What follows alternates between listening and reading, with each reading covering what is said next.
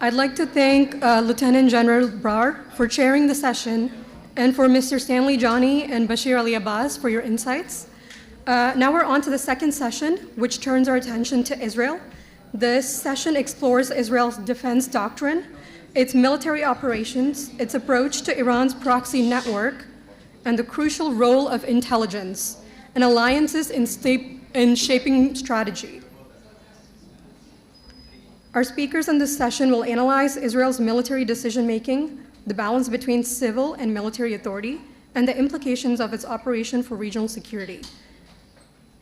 The session will be chaired by ACJ Chairman Mr. Shashi Kumar, and our first speaker will be Mr.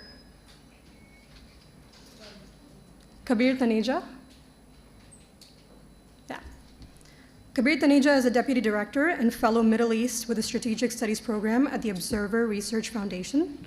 His research focuses on India's relation with the Middle East, specifically looking at the domestic political dynamics, terrorism, non-state militant actors, and the general security paradigm of the region. Kabir has authored books, chapters, journals, articles, and op-eds. He's a regular contributor to the Indian and international press and speaks frequently on international conferences. He's the author of the ISIS Peril, the world's most feared terror group and its shadow on Southeast Asia. Our next speaker will be Dr. S. Samuel C. Rajiv.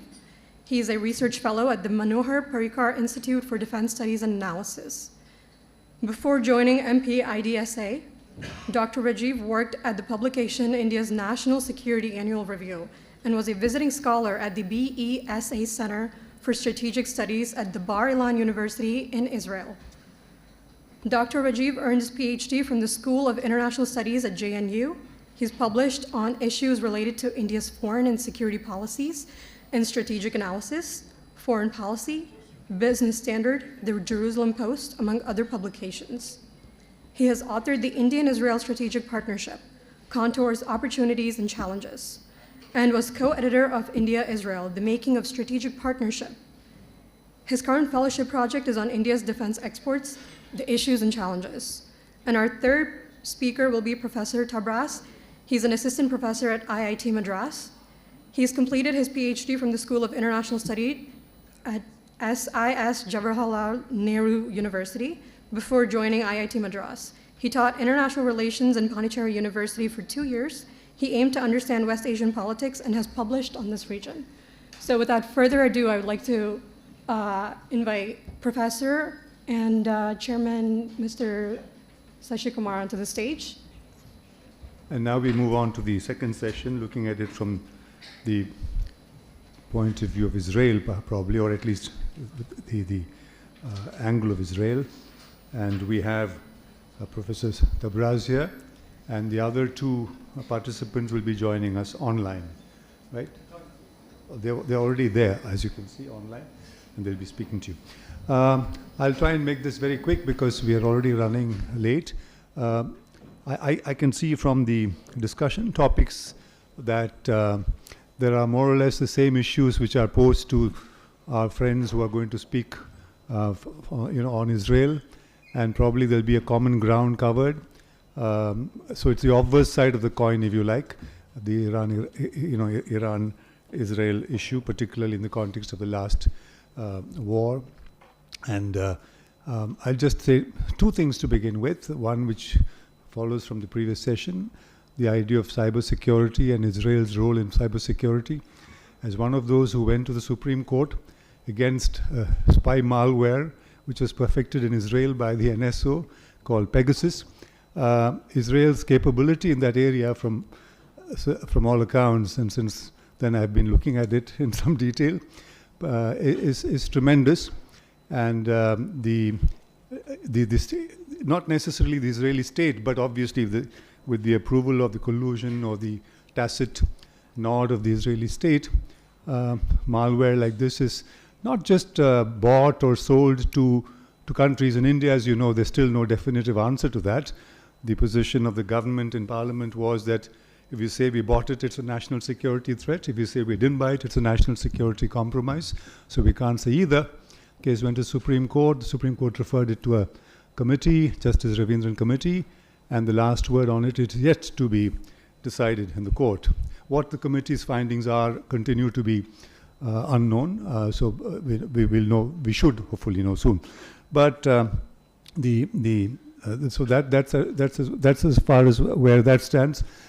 In terms of Israel, of course, U.S. was always seen as a state with exceptionalist privilege in the world. You call it U.S. exceptionalism. I think Israel, tails that. There's a kind of Israeli exceptionalism that has been come to accepted and normativized. And in the context of the Israel's role internationally, we have reached a point where there's a strange, in the media, if you noticed, which I track, Western media, particularly the U.S. media, while they are, they do cover what happens in Gaza, or where Israel is doing what it did, as I said in my preliminary comments. There's a strange conflation that's taking place of if you're anti-Zionist, you ipso facto are then anti-Jew. You're anti-Semitic. So you find this kind of strange, conflations that are becoming accepted, and so to say anything against Israel is immediately seen as being anti-Semitic, whereas it's perfectly normal and I think perfectly moral to be anti-Zionist, but not so. The other problem, of course, with dealing with Israel is India's own position has changed over the years. We were at one point strong champions of the Palestinian cause. The Palestinian cause since then has gone on to the back burner, partly done in by the Palestinians themselves. The Palestinian Authority is probably the most effete organization in West Asia now, because other organizations have come up, Hamas, Hezbollah. Hamas is effectively the government in Gaza. But they are being flushed out. So there's been a huge change in our national policy.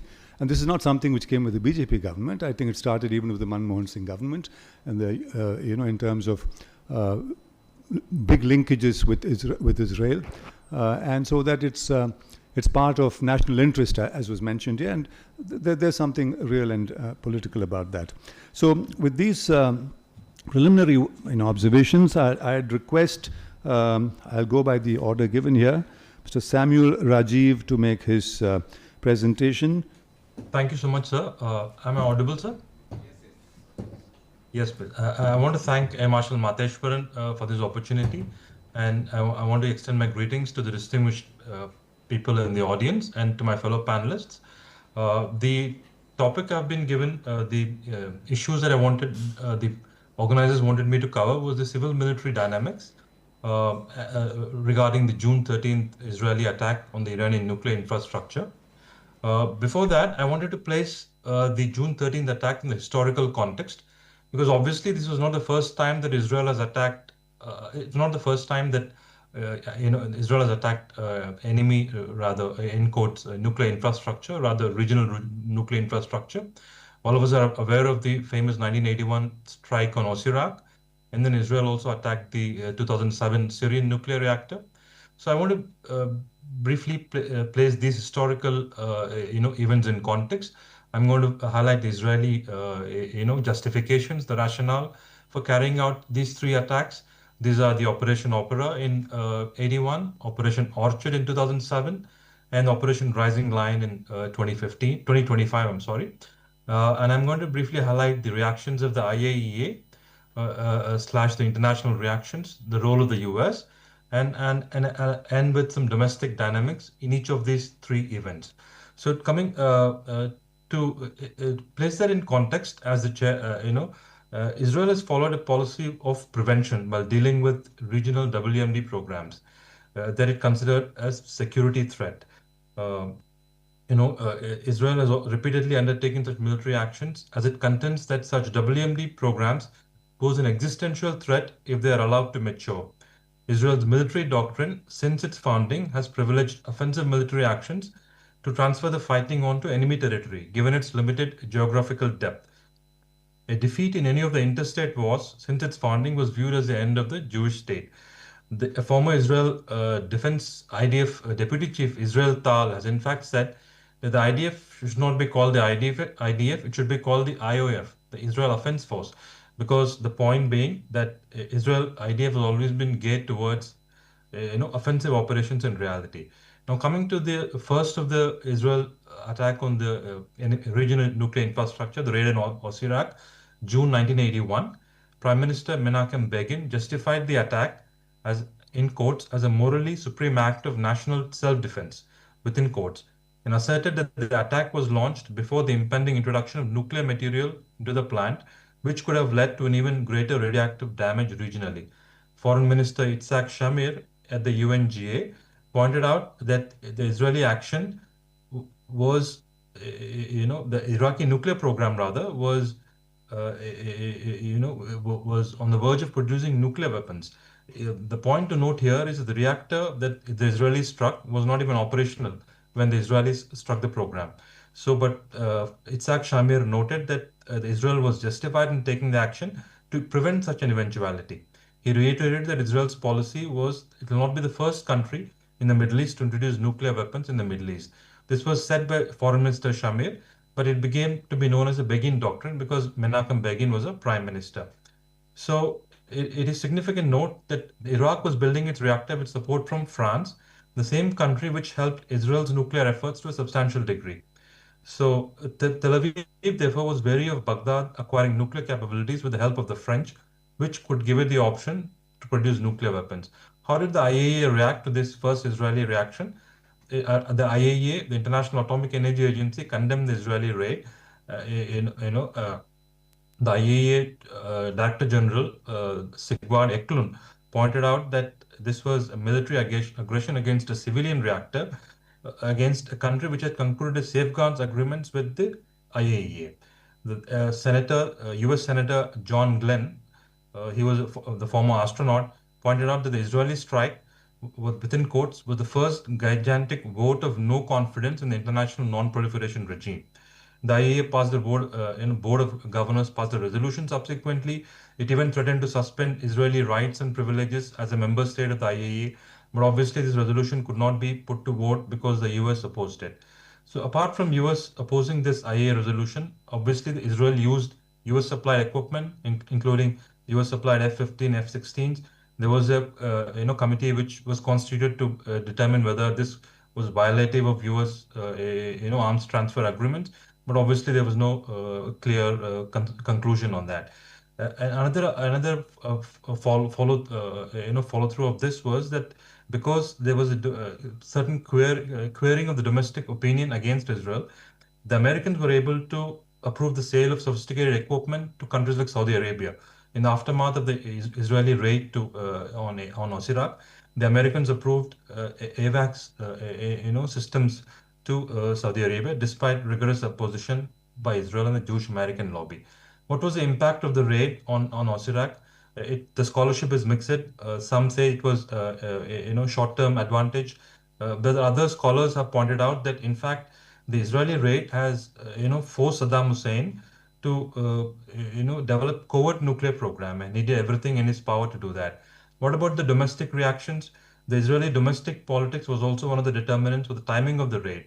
Remember, the raid took place in June first week 1981. The elections were supposed to be held in the end of June that year, 1981. And opposition leader Shimon Peres was supposed to win the elections.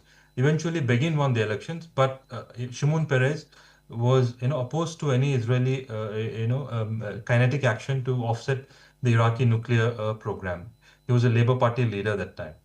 So this was the first Israeli raid on Iraq, and I'm going to briefly highlight the second Israeli raid on the Syrian nuclear reactor. Similarly, what did Israel do? What were the IAEA international reactions, the domestic dynamics, and the role of the US? In September 2007, Israel carried out its second raid against a Syrian nuclear reactor. Syria did not declare the existence of this nuclear reactor. When the IAEA had no information about this undeclared nuclear facility. The point to note here is that this was not the first attack on a nuclear facility of another country, but this was the first attack on a nuclear facility that was not declared as such to the IAEA or to the international community. So this is an important point regarding this September 2007 Israeli attack on Al-Kibar reactor. The IAEA obviously launched an investigation into this attack in 2008, 7 months after the destruction of the Israeli raid. The IAEA, in fact, also criticized, the Israeli raid because this was Syria had, concluded a safeguards agreement with the IAEA. Now there is some, interpretation, differences in how when the country, even after its concluded safeguards agreement, was it obliged to declare it is constructing a nuclear facility. Iran also subsequently misused these provisions later, but obviously this was an undeclared nuclear facility. So what about the US role? Israel finally confirmed that it did, carry out the raid about 10 years later in March 2018. So the US reports noted that Israel, in fact, briefed the Bush administration a few months before the raid in April 2007. But the US officials were not enthused about the military option to roll back Syria's efforts. They cited Israel's disastrous 2006 Lebanon war and the dangers that a strike on Syria by Israel could lead to a broader conflict involving both Syria and Hezbollah. What about the domestic dynamics? Obviously, this raid was in the aftermath of the Lebanon war, 2006 Lebanon war, which was viewed as disastrous, domestically. The head of the IDF was an Air Force General, General Dan Halud. He was the first Air Force General to head the IDF in the IDF's history. He had to resign subsequently. So obviously, 2006 Lebanon war, this raid was undertaken in the aftermath of the war. Israel's intelligence minister, Israel Katz, asserted that the Syrian raid reinforced Israel's long-standing policy of prevention. Point here to note is Israel Katz is now the Israeli defense minister currently. He was then the intelligence minister then. So coming to the Iranian nuclear program, obviously other discussions and lectures would have covered this to a certain extent, and they're going to my co-panelists also be going to cover this. The point I wanted to highlight was Israel, had long-standing, reservations against the program. It held that, this posed an existential threat. Now, if you look at the Israeli justifications for the strike in Oziraq, when it said this is an enemy regime and the rhetoric is against us, they want to destroy us, you find similar rhetoric now also, against the Iranian nuclear program. Same rhetoric, in the danger posed by the rhetoric and actions on the ground by the Iranian nuclear program. So even the IAEA obviously says that Iran is only a non-nuclear weapon state, which is enriching uranium to the extent that it is doing so. No other non-nuclear weapon state is doing that. So, but Israel has also carried out covert nuclear activities. Details would have been covered. What about the domestic opposition? And the point being, the Netanyahu, Prime Minister Netanyahu, has been, against this Iranian nuclear program. He's always said that this has to be destroyed. Multiple statements at the U.S. Congress and the UNGA, and he's done covert measures also to set back the Iranian nuclear program. But even if Prime Minister himself held these views, there was domestic opposition in the past decade. For instance, if you look at former head of Mossad, Meir Dagan, he was against the exercise of military option to target nuclear facilities. There was civil society opposition also. There was a group called the Commanders for Israel Security, criticized the Prime Minister's robust opposition to the Joint Comprehensive Plan of Action. So prior to 2025, Israel tried to take out the Iranian nuclear program. Former Defense Minister Ehud Barak pointed out that they tried to do so between 2009 and 2012, but they could not do so because of operational deficiencies of the IDF and because of some domestic factors also, because cabinet ministers like Moshe Yaalon and others, opposed that, decision. So the JCPOA was negotiated in 2015, but Netanyahu stridently opposed it. He held that the deal, in fact, will allow Iran to eventually become a nuclear power. He was against the deal allowing the enrichment, the right to enrichment for Iran. Coming to and he was one of the first world leaders to appreciate President Trump's when he withdrew from the JCPOA. The June 13 strikes, all of us are aware, sirs, but just briefly, June 13, Operation Rising Lion, it's a multi-theater war involving cyber, air, and naval engagements. June 22nd, Operation Midnight Hammer, the US engagement. Uh, there is how much successful these strikes were. I mean, I'm sure other panelists also will cover that. Coming to the Israeli domestic dynamics, obviously, the Prime Minister Netanyahu is not in a good position domestically. The Israel always had coalition politics. The 120-member Knesset, no single party has ever won majority in the Knesset. In December 2022, Prime Minister Netanyahu won a sixth term. It was a record term. The previous government, in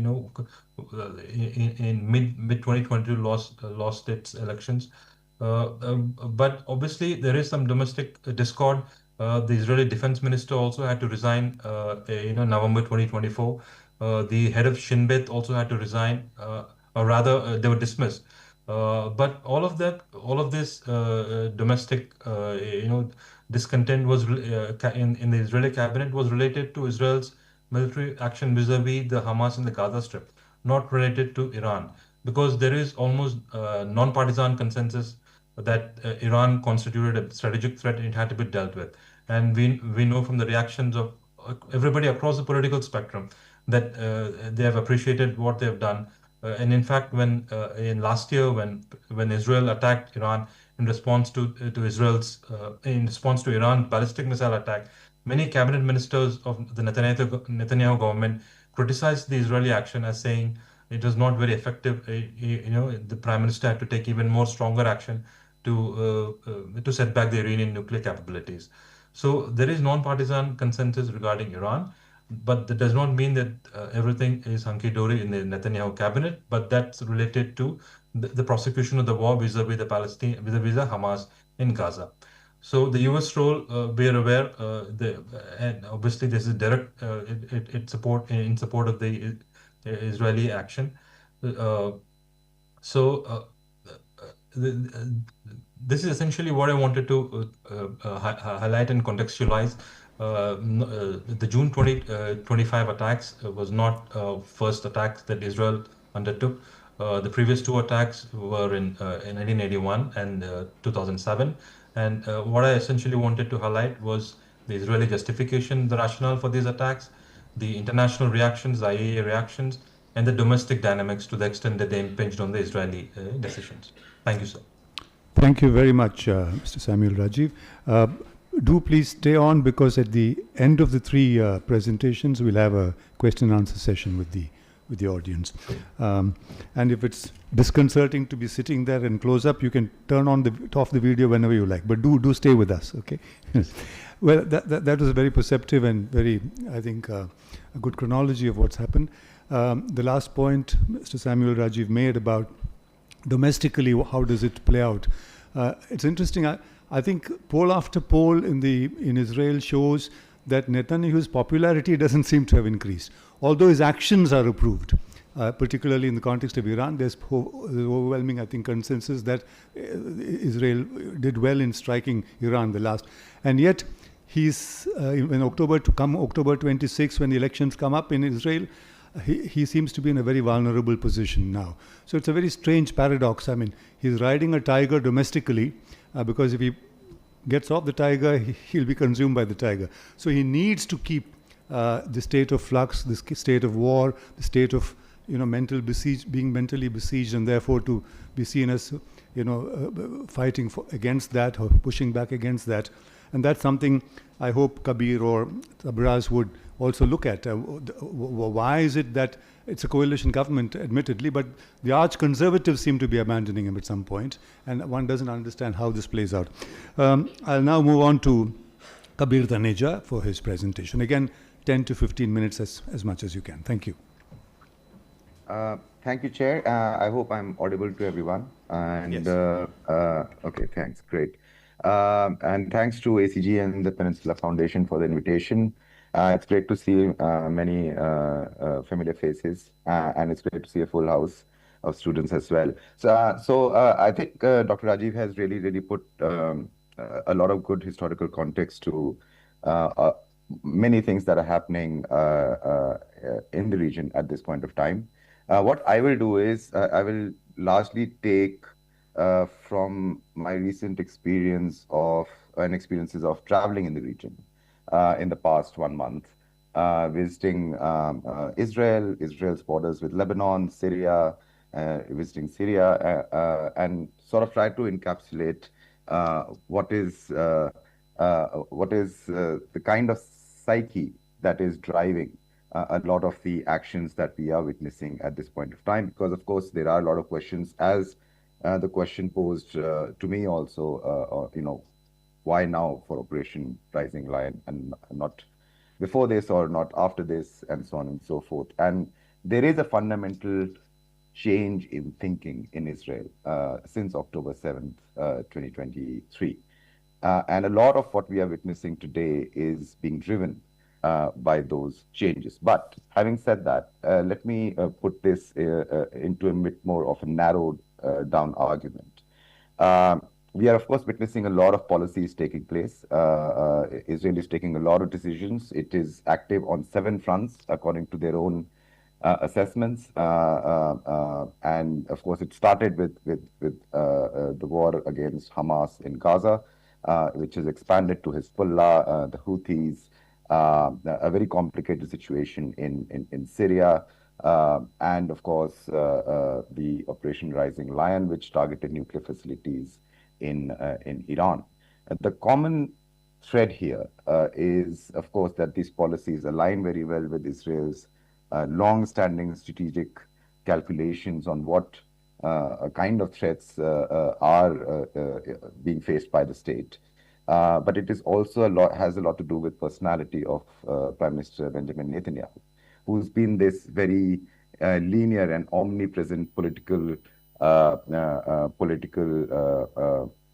player in Israeli politics for a long period of time, from the 90s up till today. So he's been in and out of office many times, and he has this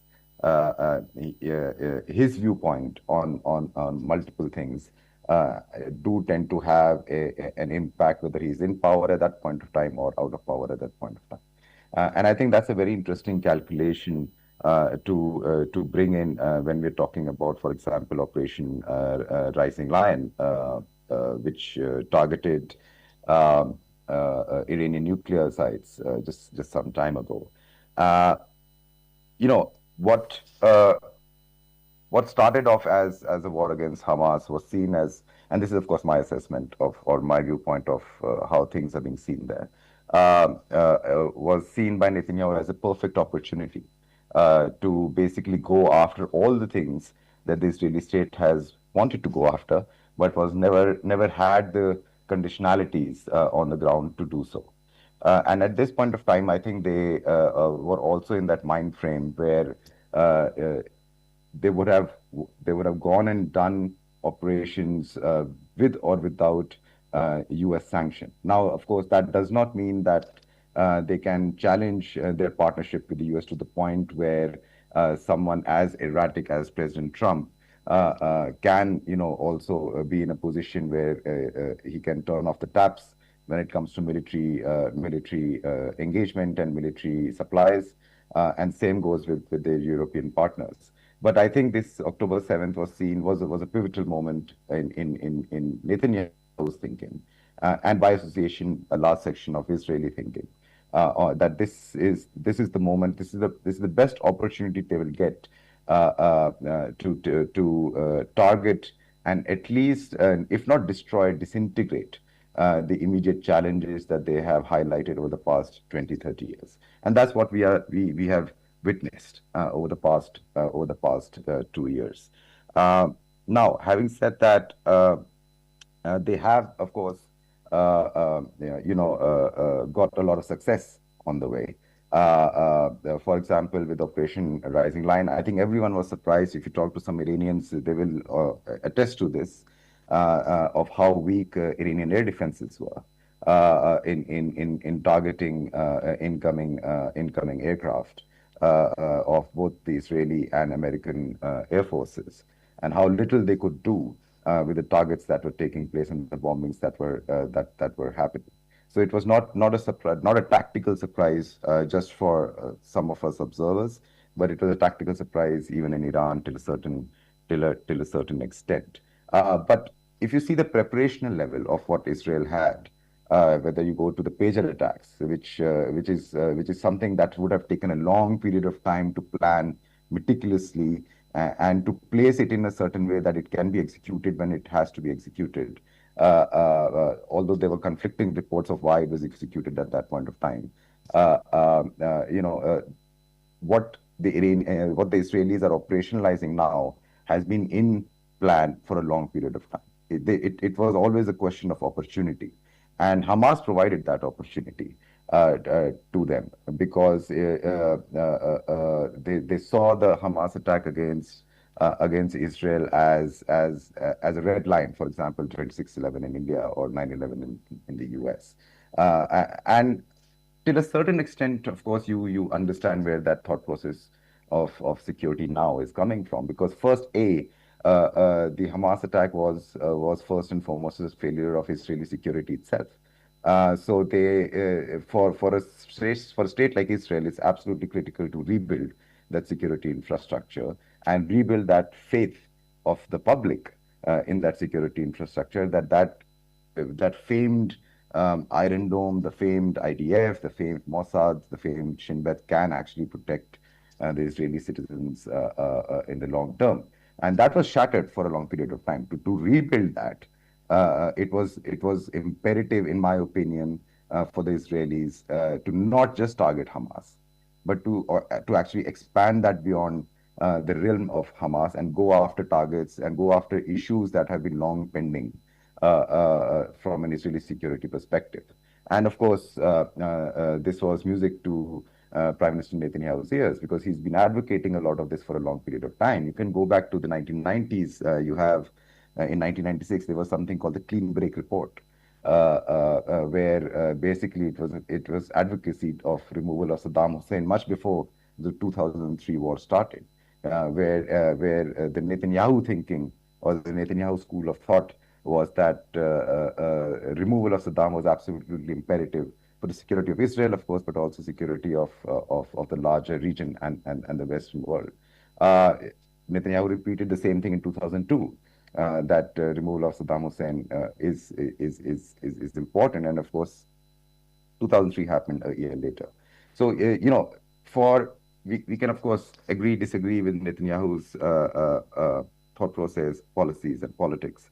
But I think it's one thing that he has been, amongst a lot of things that he has not been, he has been very consistent in his thought process, in his political thought process, in his idea of what Israeli security is supposed to be. And hence, I think there was no real surprise that Operation Rising Lions came when it came. It's been, of course, clearly gamed by the Israeli military for a long period of time.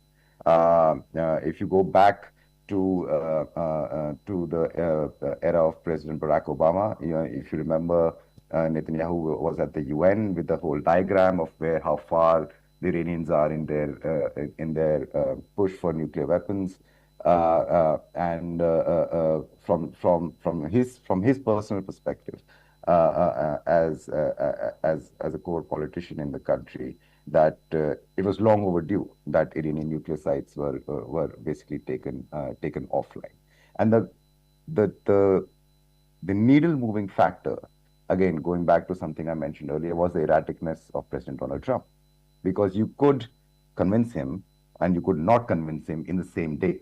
So totally depends on his characteristic and mood of what is being whispered into his ears.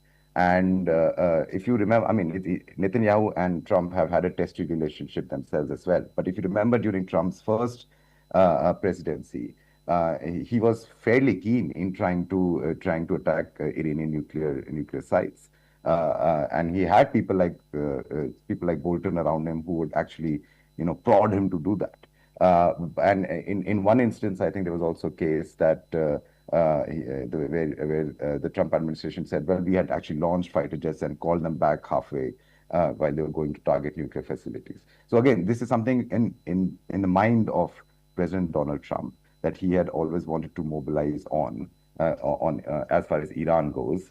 And it was Netanyahu's job to basically be that person sitting on his shoulder and push that narrative till it became a reality, which we also as part of Operation Rising Lion. So it was just Israeli push at the right time with the correct person that basically mobilized a long-standing plan against the Iranian nuclear program. So there was nothing. I think there was nothing broader than that when it came to attacking the nuclear sites. And now, of course, we can debate how successful those nuclear sites have been. That's a whole different ballgame, or the impact that they've had on the Iranian thinking. You already had a session on Iran with Stanley and Bashir. I'm sure they've laid it down very well. But from my viewpoint, even if tomorrow, hypothetically, there is a regime change in Iran, and let's say again hypothetically, a more moderate with whatever framework Iranian political system comes into play, I'm not sure if they're still going to go back on their nuclear ambitions. I think whatever now comes next will double down on knowing that whatever political system has to sustain in Iran may actually require nuclear weapons to sustain that political system, whether even if it's a democratic system. And I'm again thinking out loud here. That's not the probability is very less, but I think the future leaderships will think on the similar platform as the current leadership is thinking. That may be actually a long-term strategic failure of the strikes that took place right now. So just quickly, keeping time in mind, and I've got a very bad throat, so I can't speak a lot. Keeping time in mind, I'll just move to the second question, moving away from Operation Rising Lion, on why it was allowed to do so now. Why have they moved away from a covert war, which lasted a long period of time, into a more open war? And I think that, I mean, look, covert wars are fought between states like Iran and Israel for a long period of time, but they always have a very limited strategic outcome. Their strategic outcome is in a time frame format is short. It's either removal of certain entities or it is actually accession of certain entities into political systems, but they do not have systemic change in mind. I think what the impact that was expected out of Rising Lion was that it is going to be a systemic change, that the Iranians will realize that the Qasem Soleimani design of politics, of regional politics, is not going to be sustainable, or at least the Israelis will not allow that to happen. Now, argumentation point of view, the Americans would always support that, even the Europeans would support that, and even a large section, I would wager, the Arabs would support that, because it had been a nuisance or had become a nuisance for a lot of people. Now, the longevity of these strikes and what they have achieved, I think we'll have to wait and watch. But if you see some of the Iranian overtures already with the recent visit to Iraq and signing an MOU there on security and stability of both countries, the recent visit or the ongoing visit to Lebanon, very interesting country to keep an eye on what happens there with Hezbollah, considering there are demands for disarming the group. We will know a better ideation of the kind of capacity building that is still there with the Iranians when it comes to keeping their own geopolitical designs intact across the region. So we've not seen the end of anything at this point of time. I think a lot of the kinetic actions that we have seen from the Israeli side still require a long-term political solutions to be at least mobilized simultaneously with the kinetic action, so that you have that political pathway also in play. Just the kinetic pathways, for example, they've during my time there last month, one of the core pushes that we must eliminate Hamas now, and you can keep asking what's the definition of elimination of Hamas, which you always never get a very clear answer about. But because of politically, because of what happened in October 7th, they had to go after Hamas. There was no other option. And now they are in that space where they can get stuck in a war of attrition as well in Gaza. If they decide that the IDF is going to take charge of the enclave for the long period of time. So there are multiple modalities of the Iran part, the Operation Rising Lion part, and its relationship with what's happening in Gaza, and Gaza's relationship with what's happening in Hezbollah, and so on and so forth. The unraveling of all this will happen from an individualistic point of view. The Iranians will take care of Iranian interests right now. Hezbollah will take care of Hezbollah's interests right now. And even Hamas will take care of Hamas' interests right now. And how this all will sort of unfold in the next 5 months, even so, I can't offer you any answers on that. But it is a very, very messy situation, and the lack of a political track, I think, is making the situation much worse when it comes to finding off ramps towards ceasefires and so on and so forth. So I'll just stop there and happy to take questions later on. Thank you. Thank you very much, Mr. Kabir Tanej. The very nuanced and fairly perceptive presentation. We'll move on to Mr. Tabras SS. As I said, after Tabras has spoken, we'll take questions on all three speakers and what they said. Yeah. So I am asked to discuss two topics. One is the threat the European countries have articulated against Iran, the so-called snapback sanctions, and the future of Israeli relations with especially the Gulf countries. So I'll take the first theme, and since it's little technical, so let me break it down into parts for easy comprehension. What are snapback sanctions? See, for that, we need to go back to the original Joint Comprehension Plan of Action, JCPOA. It is one of the inbuilt mechanism, dispute resolution mechanism, that allowed any party to trigger if it is found that Iran is going back on its part of the bargain. So it was an inbuilt part of the JCPOA that took place in 2015. As we all know, that it was the essence of JCPOA was a peaceful dispute resolution over Iranian nuclear program in exchange of lifting of strict sanctions on Iran.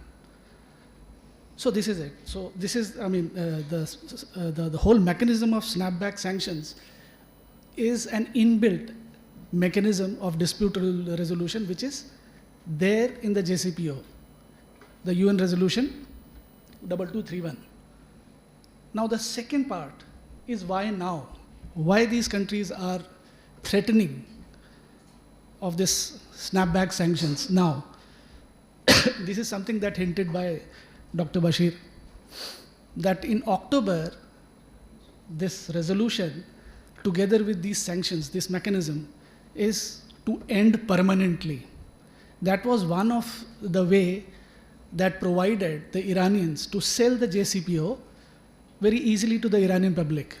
That if we stick to this mechanism for a decade, then we'll be free. Right? So they are ending in October. Now let's break it down the stages. The very first stage is that it is brought to the Joint Commission, where the EU is represented.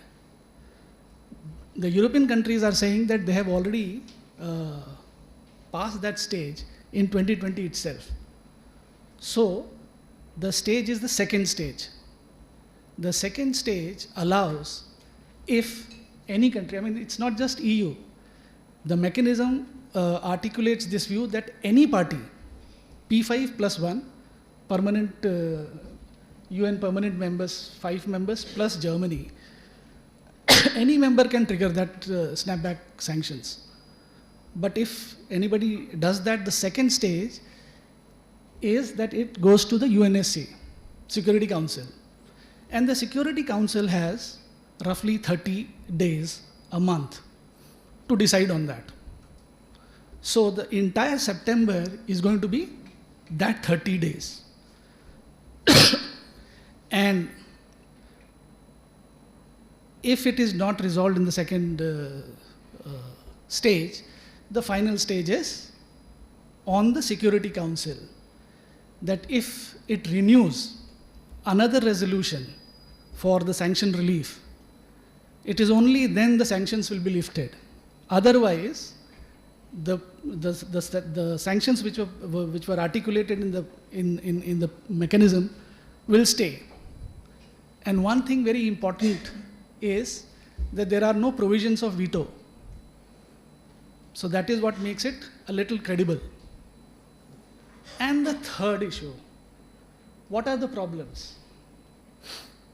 And these problems have emerged, of course, this problem is always round and about in West Asian politics, but they have come into sharp relief with these 12 days wars. And the first problem of these snapback sanctions is the double standards, the Western double standards. Why I'm saying this? That when Russia attacked Ukraine, these same very European countries came down heavily upon the Russians, right? But make a guess. When the Israelis attacked Iran together with US, what was their response? They not only supported it or condemned these attacks, they supported it with the usual Western trope of the idea that Israel has an inherent right to self-defense. Okay, they can do that. But the problem is, if you are doing this, you are going against the very letter in the spirit of the JCPO, of the peaceful resolution of this conflict. Because what does the letter and the spirit of JCPO says? That if there is any issue, it has to be dealt with peacefully. So it contravenes this principle of negotiating in good faith. And it is this very quality which gives these Europeans the right to invoke this provision. Like, they were not designed as a hammer that when you abandon the peaceful option for negotiations and then you take resort to military shortcuts. So this thing we need to understand that this is a kind of a contradiction. The same contradiction is seen in this war also. That you see from the actions of US, for example. See, if you want to stop Iranians from enriching their nuclear weapons, what options do you have? You only have two options. One, you can either negotiate with the Iranians or bomb them to submission. You can't do both at the same time. Now the problem is the Americans are doing that, precisely this.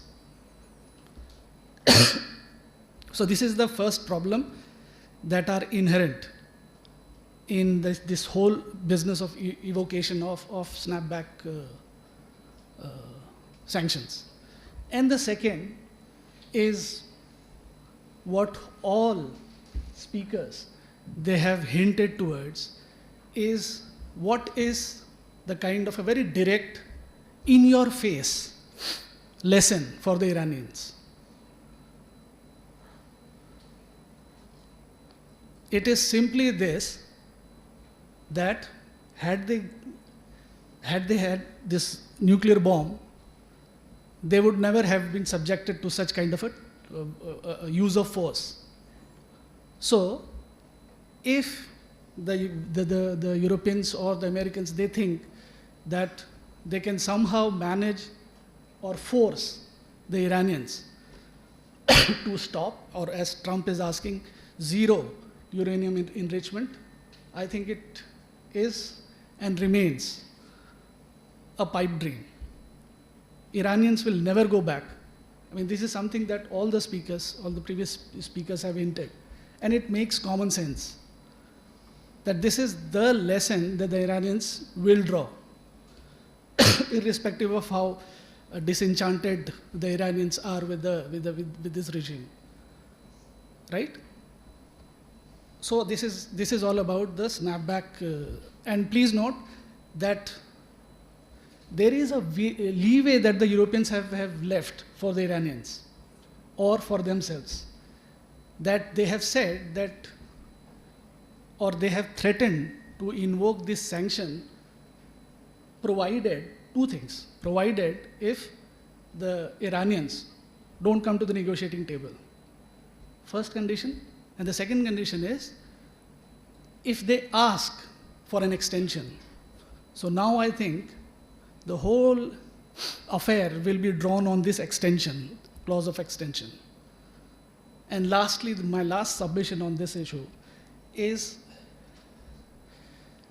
the European powers, like anywhere in the world, are marginal players now.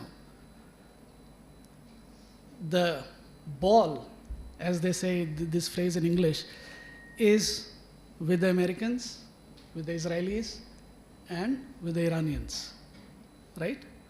So this is the first, I mean, these are my humble submissions on the first theme of the entire business of snapback mechanism. Now the second is what kind of a future Israel will have with the Gulf states vis-a-vis this war. Now, to understand this, I would request you to go back a decade. And if we look at that decade, Israel was really on a roll. All its strategic rivals were either weakened or did not matter, like Iraq, Syria, and Iran was being reined in with these JCPO and stuff like that, right? And on top of it, by the end of 2020, you have or witness the emergence of what is known as the normalization process by way of Abraham Accords, in which countries like UAE, Morocco, Bahrain, Sudan, they established diplomatic ties with Israel. And the cherry on the cake was Saudi Arabia, right? Sorry. Now, why this normalization process was so significant? It was significant because it dented what is known as the unified Arab position. What was that unified Arab position? It's a blanket ban on recognizing Israel. And at the center of this unified Arab position was the Palestinian question. And what makes this normalization process so very unique is that it bypassed that. It was not articulated as a return for any progress on Palestine, right? So this whole idea came to be articulated in Israel as Netanyahu doctrine, that two things are possible. One, security of Israel can be assured, and peace with Arab countries is perfectly possible without there being any progress on the Palestinian issue. This was roughly the drift of Netanyahu doctrine, that both these things are possible, that you don't have to directly deal with the Palestinians. Our security will be assured, so will the peace with the Arab countries. But October 7 came as a shock. It actually demolished the very sense of security for the Israelis, that the Palestinian issue is still there, right? So, as the scholars argue, see, from 1990 onwards, if we see, every decade is subjected to scholarly revision. If the decade of 90s was the idea that it was the democracy is on progress, that was dominated by something called the democratization paradigm. The decade of 2000s came about with an idea that no, The good question, better question is to see how the authoritarian regimes are so very resilient. That encapsulated in the authoritarian resilience. And when the Arab Spring occurred, it led to another revision. And the revision was, the consensus among scholars was at that point of time is that the Palestinian issue is at the back, has gone to the back. It is no more a very volatile issue anymore. And sectarianism is something that is a paradigm to look for. Now, October 7 attack again led to these revisions, right? That Palestine is not an issue which can be brushed aside easily. See, actually, in the popular parlance, it is generally argued that the Israelis, they don't care about the Palestinians, which is roughly true. But even the Arabs, they don't care about the Palestinians. And this is the very sad fate of being a Palestinian. But here I would like to draw your attention towards one very, very interesting fact, is the disconnect between the regimes, state, and society. And I would like to draw your attention towards the survey, very recent survey, conducted by Arab Center for Research and Policy Studies, which was carried out in 2024. And there were so many questions, but one very basic question was whether Palestine is an all Arab issue or a Palestinian issue, right? So the same survey was conducted in 2022 also.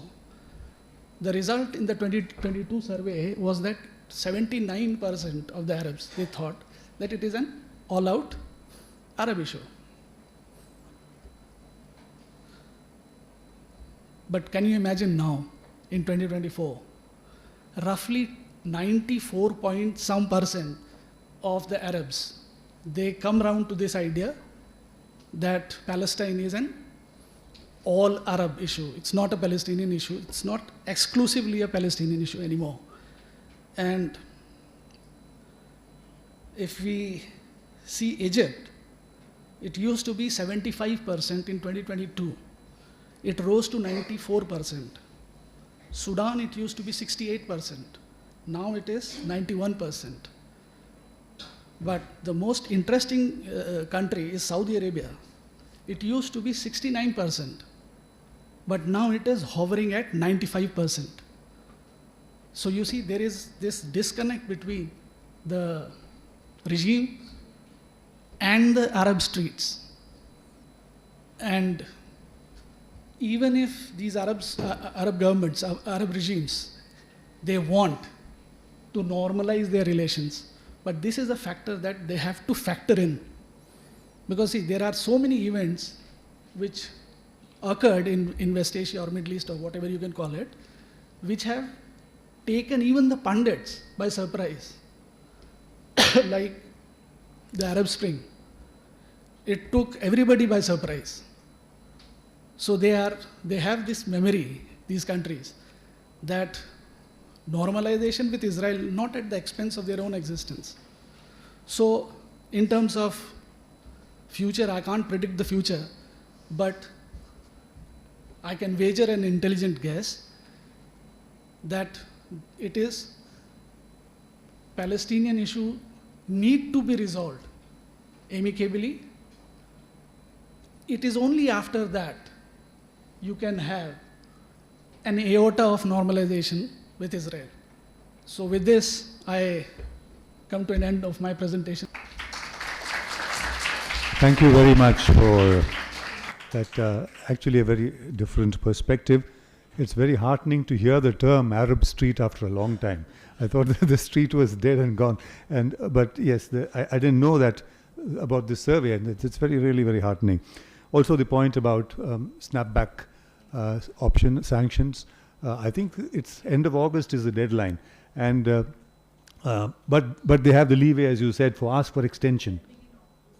October, but by end of August they have to, I think, exercise the 30-day leave or ask for extension.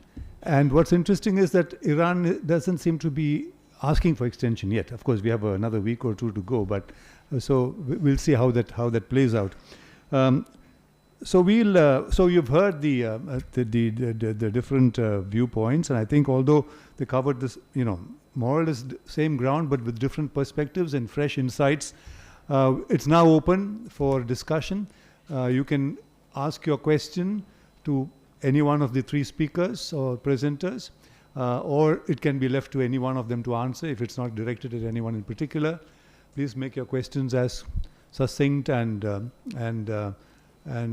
quick as possible. Just to Tabriz sir, like the Europe, yes, it's was supporting Israel in terms of self-defense, but now we see UK and the others European nations intend to recognize the Palestinian state. So how do you assess the new position of Europe or changed position now? Good afternoon, everyone. My question is, we all are aware right now with all these discussions that Iran, irrespective of the regime that is there, so the nuclear capabilities, enrichment, whatever program, the nuclear program is not going to be stopped and it is going to be continuing. So my question is here, as the Iran, we all know, has been articulating its national interest through a lot of non-state actors. So the question of what if the non-state actors get an access to these nuclear capabilities? So this is a question that is widespread, and that has been one of the fundamental ideas behind these, the treaties, the agreements that has gone up.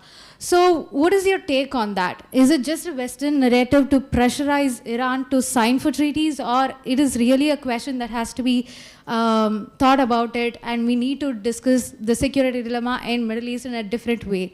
So that is my question. Sir, my question to Kabir sir is, how can Israel approach Trump now in terms of continuing the war in its own interest when Trump is now acting as a flag bearer of peace? Flag bearer of? Peace. Oh. Peace. Now that the European countries are coming round to this idea of recognizing Palestinian state, see, if you ask me, it is something which was long overdue, right? And it is basically the pressure of the public pressure, which is making them, do all these things. But don't get carried away by these statements, because there is always a caveat attached. What is the caveat attached with the British, this thing? That they also want complete, destruction of Hamas. But it is anybody's guess whether this would be acceptable to the Palestinians or the Hamas. But coming back to your question, that of course, this is a new, this is something which has come as a fresh air, breath of fresh air, that even Germany has paused sending weapons to Israel. So I think it is, actually basically what is happening in this decade, that Israel is under immense pressure, reputational pressure, material pressure. Reputational pressure is that all the mainstream human rights organizations, starting with Human Rights Watch, Amnesty International, even the very prestigious Israeli human rights organization, B'Tselem, all of them have argued or concluded that from Mediterranean to River Jordan, there is this apartheid system is going on. It is not some Arabs or the parties, vested interest parties, which are making this accusation. So it's a huge change. And ICC has issued, as you all know, arrest warrants. So this is something which is, which is very new, right? So let's wait and watch. Thanks. So as you mentioned, Germany is not going to be supplying arms to Israel. And also many countries have now said they're going to recognize the Palestinian state. At least they've said that. They've given ultimatums of that kind, which is interesting because we heard another speaker say that it's only Iran, US, and Israel that matters, and all the others are just also rands in this process. So it's interesting to see if that's so, or if Europe does have some heft here. The question posed by on what other players, right? You were talking about non-state players, weren't you? Yes. Would Tabras like to take that? I'm sorry, Samuel Raja, sorry.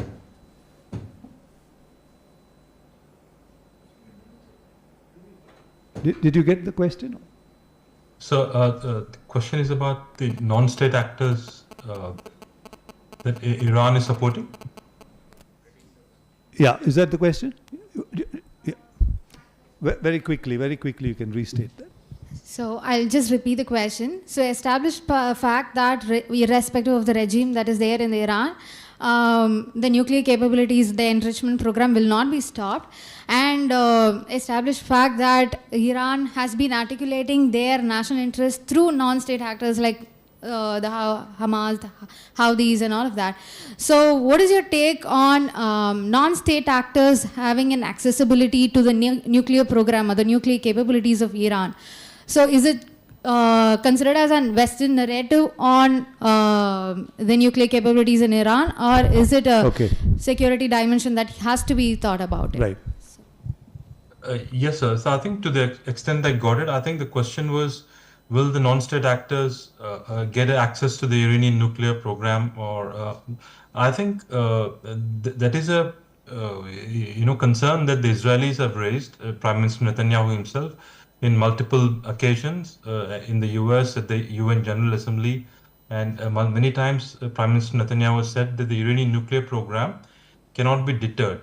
Now he said because he said that that's because the nature of the regime, and he's used a lot of words like jihadi regimes, and so the mullahs in Tehran and all the things that he has said, combined with the rhetoric and to destroy the Jewish state and the death to Israel chants every Friday.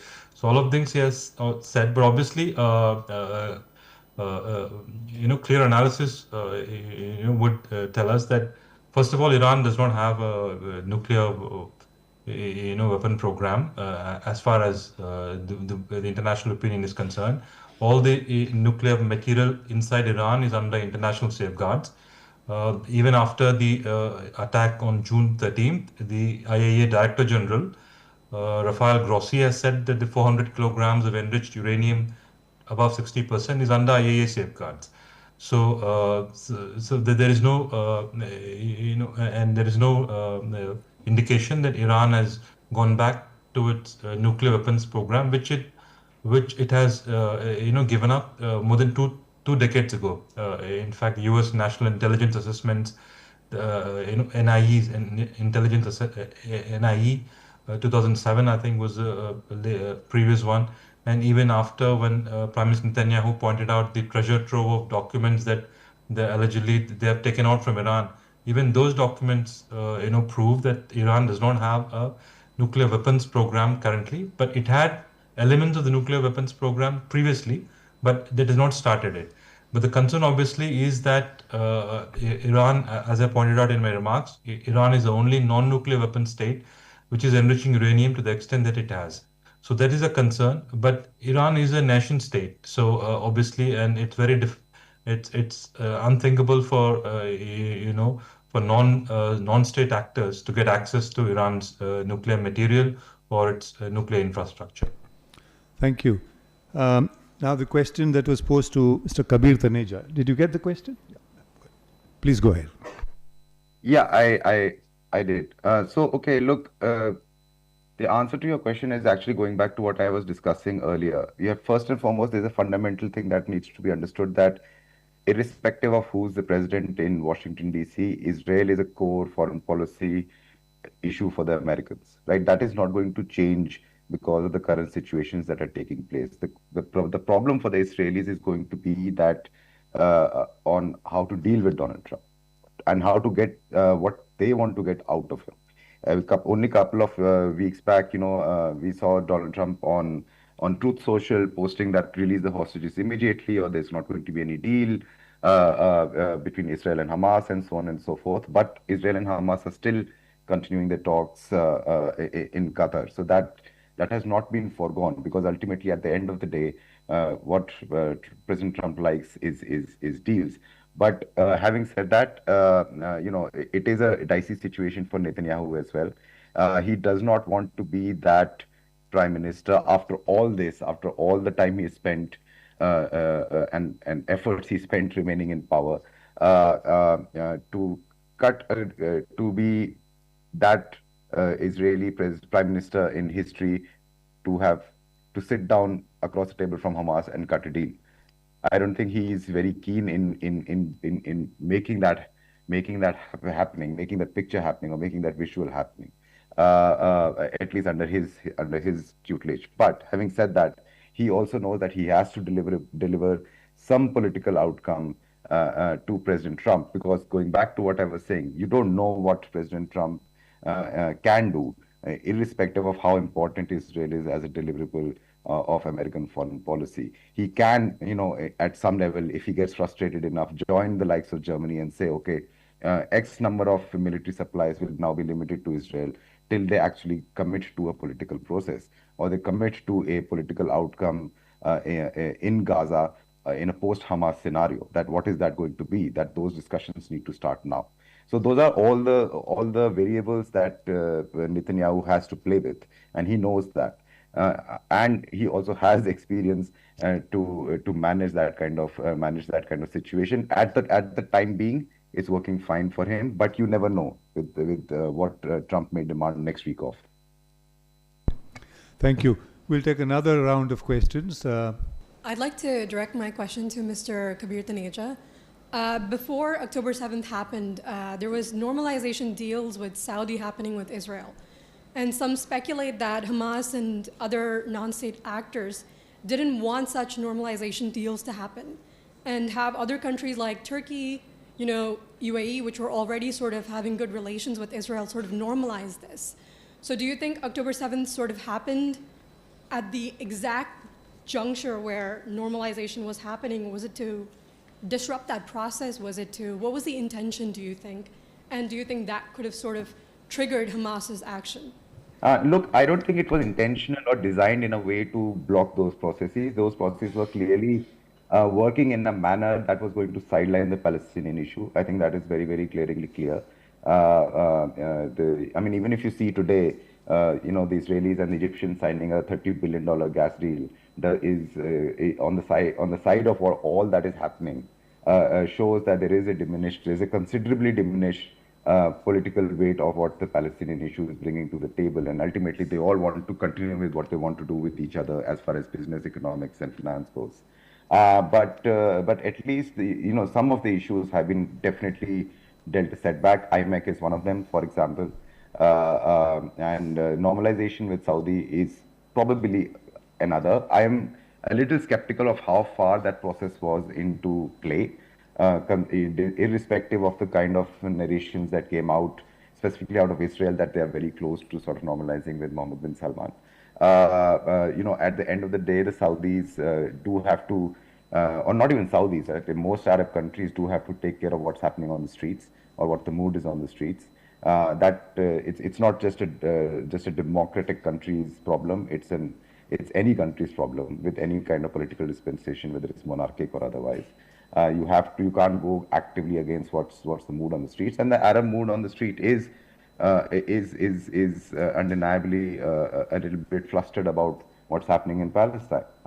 Even when I remember a couple of years back, I was in Bahrain when the Abraham Accords were signed, and I asked people in Bahrain, so what's your take on this sudden sort of normalization happening with Israel? And not many people, at least from the 20 to 40-year-old age bracket, they were not very keen on it, but they were also not disillusioned by it enough to do anything about it, right? So they said, well, it's the government's decision, they've taken it. We don't see it as a big something that we are extremely keen on, but it seems to be happening, so it's fine. And that's largely because they are all chasing very different agendas. They don't want the Palestinian issue at the end of the day to bog down their individualistic journeys to whatever they are chasing, whether it's sort of quasi-modernization in Saudi Arabia and opening up their economy. UAE is already set up as a huge global financial center and so on and so forth. So there are multiple interest pathways that are taking place. Yes, the Palestinian issue and the Hamas attack has certainly brought it back to the table, but I don't think it's going to be one that is going to dictate where a lot of countries' policies are going to go. Thank you. Hello, sir. My question is specifically addressed to Tabraz, sir, but it is open to everyone for sure. So I'm trying to understand, since Israel's escalation doesn't just affect Iran, it also impacts the wider region. How might countries like Saudi Arabia or Turkey rethink their security strategies in response to that? One is a comment, which is about 2 months after the October 7th, there was an interview of Yahya Sinwar that was published in Middle Eastern Eye, where he quite clearly says the Palestinians were worried about the Palestinian issue getting lost and submerged. And October 7th was primarily to get the world to recognize that this issue needs to be resolved.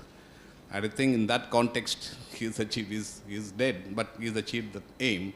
And the world over, and the survey that you're talking about is actually a reflection of that. Notwithstanding that, majority of the other Gulf states, all monarchies, and feudalistic to some extent, but they've all recognized the problem. And I think that problem recognition came immediately following the Arab Spring. And so you can see the change in empowering people and modernization process in these Bahrain or UAE, or including Saudi Arabia, the last one to take on.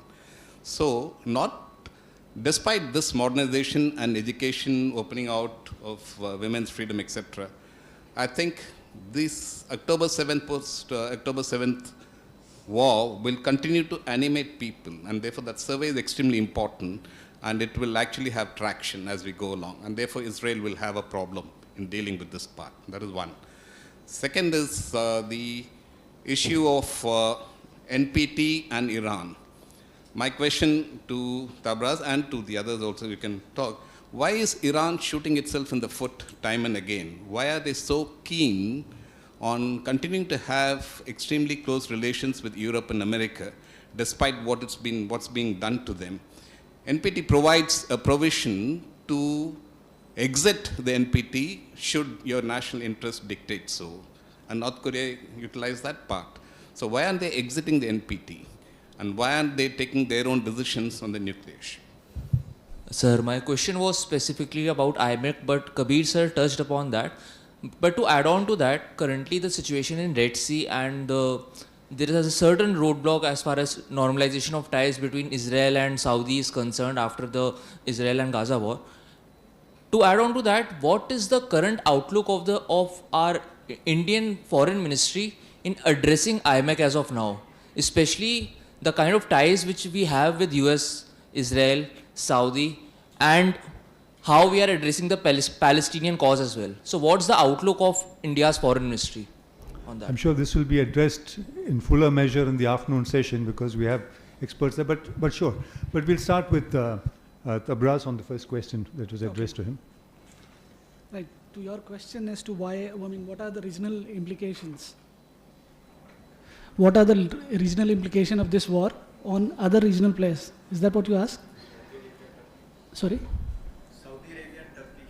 Saudi Arabia and Turkey. See, actually, for Turkey, in a way, what happened in Syria was something happened with the consent of the Turkey, because Turkey is going to benefit very much from the division of Syria. And please understand this normalization process, we all are talking about the Saudi normalizing their relation with the Israelis. Please remember, at least in the popular parlance, there is this Saudi precondition that normalization of relations will take place only when there is a Palestinian state. So this precondition is attached to that. So as General Brar was saying in the morning session, that it is in a flux.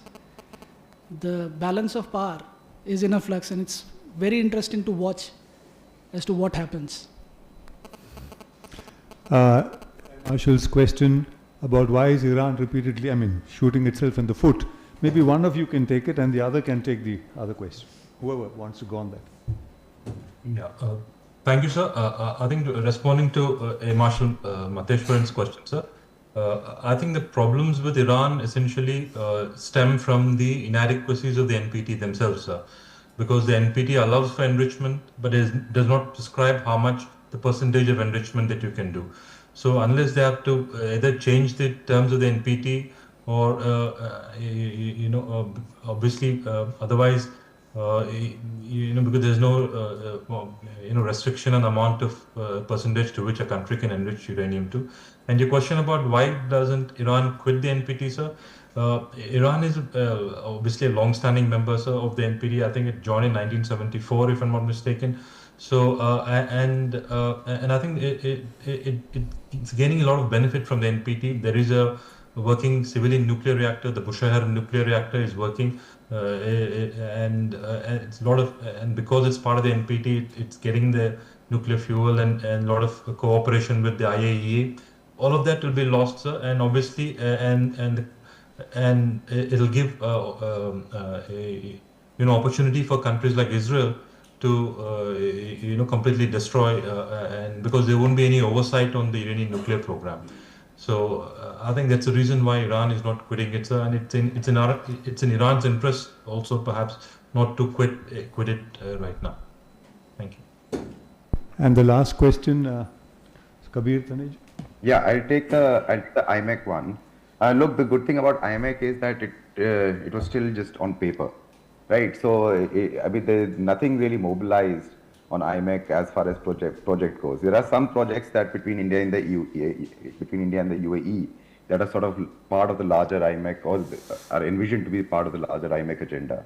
But not even the first proper meeting between all the IMEC side has taken place since 2023, because the October 7th happened soon after the G20 summit in India, where the IMEC was sort of conceptualized. So at this point of time, look, connectivity projects are long-term projects. No one was anyway expecting that IMEC will be up and running in some shape or form within 2-3 years. We're talking 20, 25, 30 years easily when it comes to connectivity. So that long leash is there. It's wiser at this point of time, considering all that is happening in the Middle East, to basically keep it on the tawa, as they say, rather than trying to push it at this point of time, where neither the Americans nor the Europeans have proper commitments, considering the situation is so fluid. We have to remember that Israel and countries like Israel and Jordan were not part of the MOU. They're still to be onboarded as official partners. That has not happened yet. So there are multiple modalities that need to be taken care of, and at this situation, it's wiser to at least wait for some time before you jump in, head first into something like IMEC. Thank you. So I think we've had a very rounded discussion. It's the big takeaway here is, for me, that there is an incipient or Arab street again active, and I say this because we spoke about the Arab Spring, but there's also the other side of the Arab Spring, that it was crushed heavy-handedly in the Gulf states. It was ruthlessly suppressed. And also the problem of demographics in some of these states, like Bahrain, for instance, was mentioned. You have a Sunni rulership and a Shia majority population. I remember when I was West Asia correspondent of the Hindu in the mid-1980s, in order to go to cover the Iran-Iraq war, I had to travel to Iran and Iraq, and you couldn't do that unless you went out of Dubai. You couldn't even fly out of Bahrain, because then you're suspect, you'll have problems when you land in Iran or Iraq, vice versa. So there are these internal, so Kabir referred, I think, to the pot being kept boiling rather than, you don't want the pot, you want the pot boiling, but you don't want it cooked. So Palestine seems to be something like the idea of Palestine is an issue that you want there, but very uncomfortable with that issue, because for, as I think Marshall hinted, for these basically authoritarian, autocratic, almost feudal, Gulf kingdoms. They are kingdoms basically. Palestine was too democratic an idea. Of course, it's far less so now. The era of Arafat and so on, it was a real threat. Now it's more like an aspiration, but it's more like a homeland for the Palestinians. Even so, I think that discomfiture hasn't quite disappeared. So it isn't as if there is a consensus or a unity in the Arab world about what is Palestine. You need Palestine, but what should Palestine be, I think would be a seminar of a different nature. Likewise, Iran, I remember, visiting Iran because it was soon after Ayatollah Khomeini came, and there was a huge euphoria there. And in fact, one of the interesting and almost weird, surreal experiences was in any five-star hotel you went to, you had to step over the American flag because they used it as what you wipe your feet with. And huge, the entire space, because Iran has very big five-star hotels. Tehran did at that time. And you did all that, and I remember interviewing Ali Akbar Velayati, who was referred to, and his practical sense, I think one of the presenters made, as against what we think, that they need to revamp, reimagine their domestic policies in order to carry greater, shall we say, support of the people at large. And this attack has been a lesson because people have rallied around, but once the attack is not there, there's disenchantment, obviously, with the Ayatollah regime. So I think these internal dynamics will also probably determine the way Iran postures itself in the world. And so it'll be very interesting to see how these things play out. I think it's very fascinating. The dynamics are in play. It's a state of flux, and yet I don't know whether we can with real clarity say, yes, that Iran cannot drop its nuclear option. Israel cannot drop its own option as long as... So it's a kind of stalemated situation in many ways, but also the possibility of cutting the Gordian knot perhaps will have to come from the street and the pressure it puts on the regimes. Thank you very much.